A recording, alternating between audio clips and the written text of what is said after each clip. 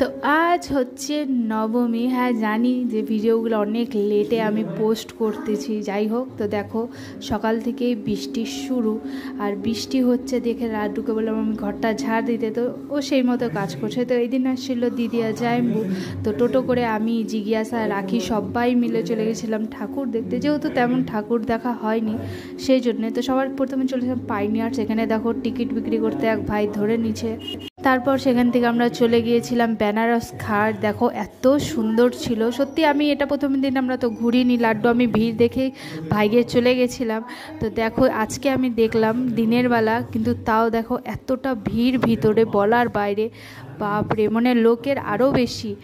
নবমী ভাবছিলাম একটু হালকা হবে, কিন্তু না। তো এই করে দেখো এখানেও ঘোরার পর আবার আমরা রওনা দিলাম। তো দেখা হলো আমাদের বান্ধবীর সাথে আর এই যে জিজাজির সাথে।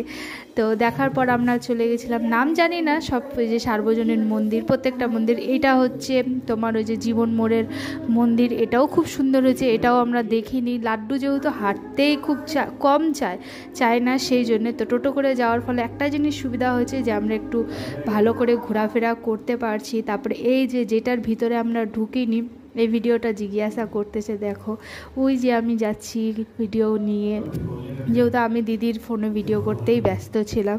দেখো ভিতরটা এত সুন্দর, কিন্তু গেলবার যখন লাড্ডু আমি আসি সেইবার তো ঢুকার বাইরে।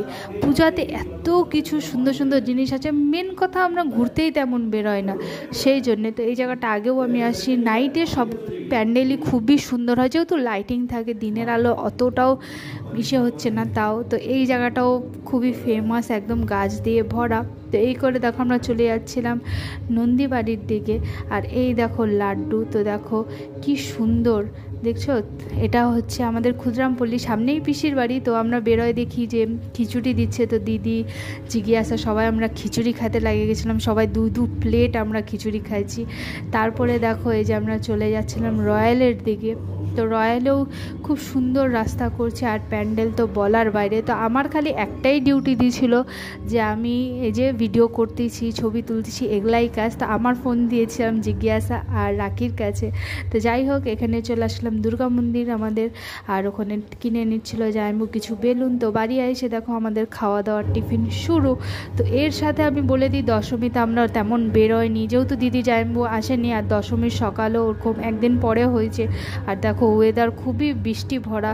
তো ঘুম টুম কমপ্লিট করে দশমীতে আমরা সারা বেলায় ঘুমাইছি, আর বিকালে ছাদে গিয়ে এই যে একটু দুষ্টুমি করছি। তো আজকে ভিডিও এখানে, টাটা।